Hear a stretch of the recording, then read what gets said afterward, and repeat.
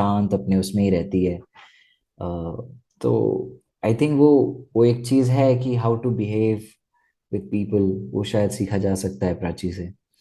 And कैसे अपना काम मेंटेन करना है, कैसे अपने आप को कहीं भी आप जाओ तो कैसे आप अपने आप को मेंटेन करो, वो शायद प्राची से सीखा जा सकता है। सुजय से सीखा जा सकता है कि कैसे डिजास्टरस सर्कमस्टांसेस, इतनी डिफिकल्ट लाइफ होने के बावजूद इतना वंडरफुली उसको चेरिश करते हुए कोई अपनी लाइफ कैसे जी सकता है। तो ये तो बहुत बड़ी लर्निंग है और बहुत बड़े इंस्पिरेशन है। मतलब मेरे लिए श्री राम, अगर कोई पूछे कि जीवन जीने का तरीका क्या होना चाहिए तो एक वर्ड में आंसर होगा श्री राम। श्री राम का जीवन देखो, आपको दुनिया के सारे आंसर्स उसमें मिल जाएंगे। उन्होंने वो जी करके दिखाया है जो आप क्वेश्चन कर रहे हो कि ये कैसे होगा वो कैसे होगा, उन्होंने वो करके दिखाया है, जिया है पूरे जीवन में। डिफिकल्ट से डिफिकल्ट सिचुएशन, क्रूशल से क्रूशल सर्कमस्टांसेस, हर किसी मोड़ पर अपने काम को मेंटेन करना, हमेशा सही डिसीजन लेना, हमेशा वो चीज करना जो इस वक्त की नीड है। ये मतलब अपने इमोशन में ना बहकर वो चीज करना जो सही है, हम्म। ये सिर्फ श्री राम ही कर सकते हैं। इनसे कोई खास रिलेशन नहीं है। मैं तो, मेरी प्रिपरेशन हर सीन के लिए उसी तरह की होती है। हाँ, कुछ सीन्स ऐसे होते हैं जिनमें बहुत ज्यादा कुछ काम नहीं है, क्योंकि लक्ष्मण का कैरेक्टर एक ऐसा कैरेक्टर है जो श्री राम के बोलने के बाद फिर कुछ नहीं बोलता। अगर श्री राम बोल रहे हैं तो लक्ष्मण बीच में तभी बोलेगा अगर कोई ऐसी बात है जो जो बोली ही जानी चाहिए। वरना थोड़ा सा डायलॉग्स और स्क्रिप्ट को ज्यादा एनालाइज करता हूँ और उसमें खोने की कोशिश करता हूँ ऑन सेट जाकर भी।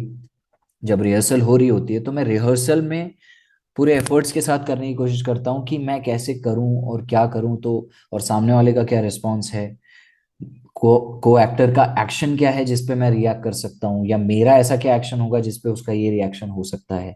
तो वो सारी चीजें थोड़ी कैलकुलेटिव वे में करता हूँ मैं, सो दैट वो ऑन स्क्रीन अट्रैक्टिव लगे।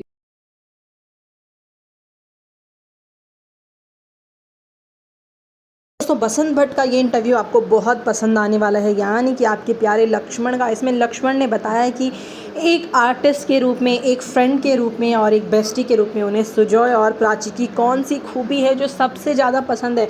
जी हाँ, यहाँ पे हमने खूबियों की पोल खोल कर दी है, क्योंकि इससे पहले हमने कभी नहीं पूछा कि प्राची और सुजय की क्या खूबी है। तो यहाँ पे बसंत ने बता दिया है कि उनकी क्या खूबी है, और आपको इस इंटरव्यू में सुनने को भी मिलेगा। बसंत का नेक्स्ट इंटरव्यू भी आने वाला है जो हम जल्दी करने वाले हैं, तो उसके लिए सवाल हमें कमेंट सेक्शन में ज़रूर भेजना। और हाँ, अगर चैनल को दोस्तों अभी तक सब्सक्राइब नहीं किया तो फ़ौरन कर देना, ताकि आपको सबसे पहले आपके इस फेवरेट शो की अपडेट मिल सके। Thank you so much.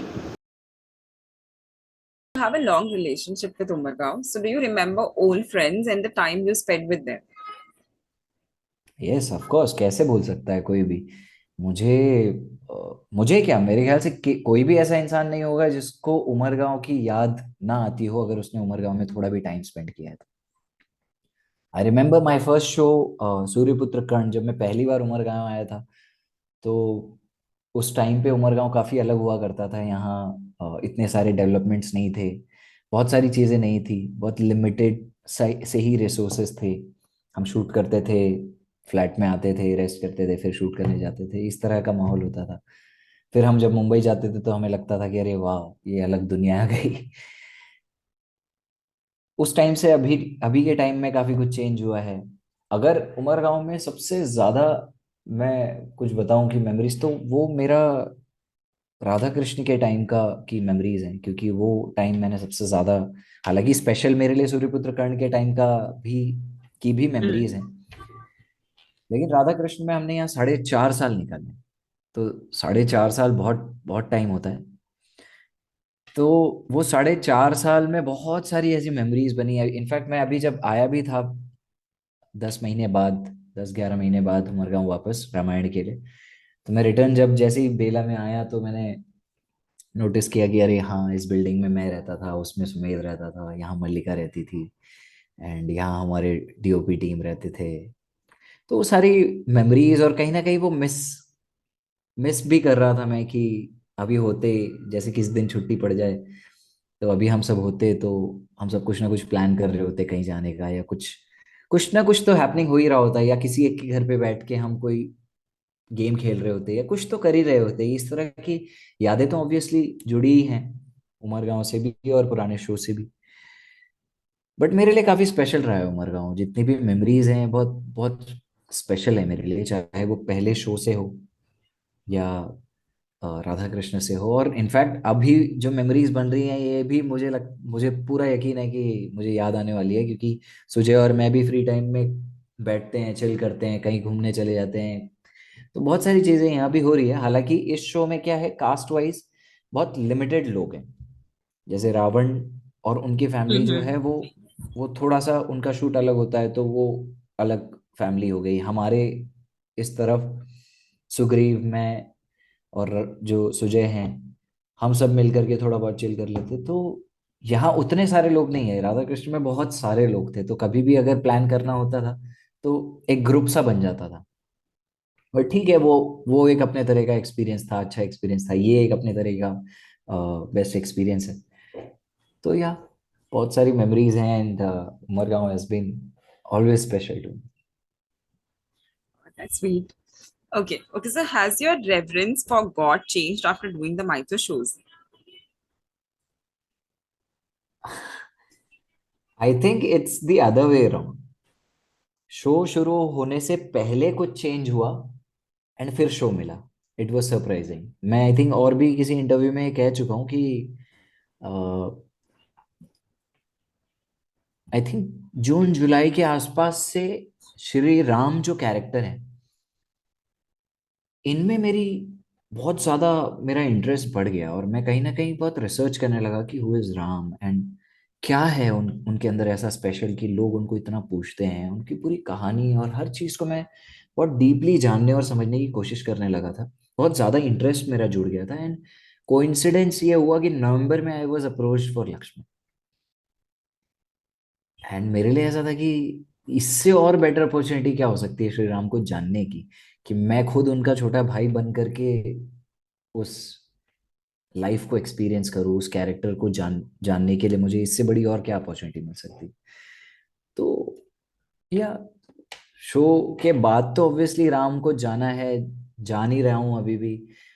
और जितना जाना है, मैं अमेज्ड ही हूँ कि how a person, how a human being can live such a great life with such disastrous circumstances। इतनी डिफिकल्ट लाइफ होने के बावजूद इतना वंडरफुली उसको चेरिश करते हुए कोई अपनी लाइफ कैसे जी सकता है। तो ये तो बहुत बड़ी लर्निंग है और बहुत बड़े इंस्पिरेशन है। मतलब मेरे लिए श्री राम, अगर कोई पूछे कि जीवन जीने का तरीका क्या होना चाहिए, तो एक वर्ड में आंसर होगा श्री राम। श्री राम का जीवन देखो, आपको दुनिया के सारे आंसर्स उसमें मिल जाएंगे। उन्होंने वो जी करके दिखाया है जो आप क्वेश्चन कर रहे हो कि ये कैसे होगा वो कैसे होगा। उन्होंने वो करके दिखाया है, जिया है पूरे जीवन में। डिफिकल्ट से डिफिकल्ट सिचुएशन, क्रूशल से क्रूशल सर्कमस्टांसेस, हर किसी मोड़ पर अपने काम को मेंटेन करना, हमेशा सही डिसीजन लेना, हमेशा वो चीज करना जो इस वक्त की नीड है।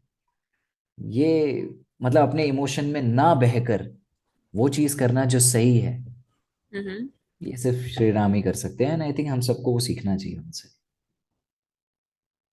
Okay, yeah, that is very true, actually.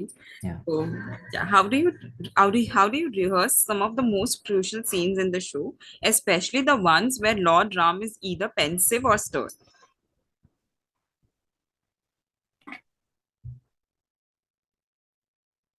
Shri Ram के पेंसिव या स्टर्न होने का मेरी परफॉर्मेंस से कोई खास रिलेशन नहीं है।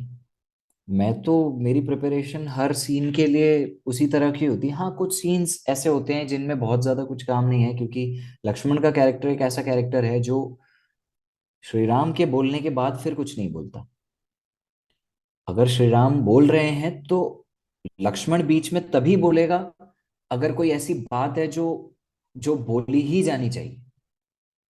वरना श्री राम के बोलते हुए में लक्ष्मण कभी कुछ बोलता नहीं है। He is always silent, he has this trust कि हाँ भैया बोल रहे हैं तो this situation will be handled perfectly. उसमें मेरे इंटरफेरेंस की जरूरत नहीं है। जहाँ भैया नहीं बोलते हैं तो वो समझ जाता है कि हाँ यहाँ भैया नहीं बोल रहे हैं, इसका मतलब यहाँ मुझे बोलना है और मुझे चार्ज लेना है, मुझे मेक श्योर करना है कि कोई चीज आउट ऑफ द हैंड्स ना जाए। तो मेरी प्रिपरेशन बिल्कुल सिमिलर ही होती है। हाँ, कुछ सीन्स ऐसे होते हैं जो काफ़ी क्रूशियल होते हैं, जो जिनके लिए स्पेशल प्रिपरेशन चाहिए होती है, तो मैं थोड़ा सा अपने आप को आइसोलेट कर लेता हूँ उस दिन। मैं जो है थोड़ा सा डायलॉग्स और स्क्रिप्ट को ज़्यादा एनालाइज करता हूँ और उसमें खोने की कोशिश करता हूँ ऑन सेट जाकर भी। जब रिहर्सल हो रही होती है तो मैं रिहर्सल में पूरे एफर्ट्स के साथ करने की कोशिश करता हूँ कि मैं कैसे करूँ और क्या करूँ, तो और सामने वाले का क्या रिस्पॉन्स है, को एक्टर का एक्शन क्या है जिस पे मैं रिएक्ट कर सकता हूँ, या मेरा ऐसा क्या एक्शन होगा जिस पे उसका ये रिएक्शन हो सकता है। तो वो सारी चीज़ें थोड़ी कैलकुलेटिव वे में करता हूँ मैं, सो दैट वो ऑन स्क्रीन अट्रैक्टिव लगे और कैरेक्टर को जस्टिफाई करे। तो हाँ, इस तरह की मेरी प्रिपरेशन तो होती है और मैं एंजॉय करता हूँ वो प्रिपरेशन का जो मेरा टाइम होता है, क्योंकि आई लव डूइंग दिस। तो इसमें तो कोई डाउट ही नहीं है। Nice. Yeah. Okay, so this is the last one. What are the things about Sujay and Prachi that influence you as an artist?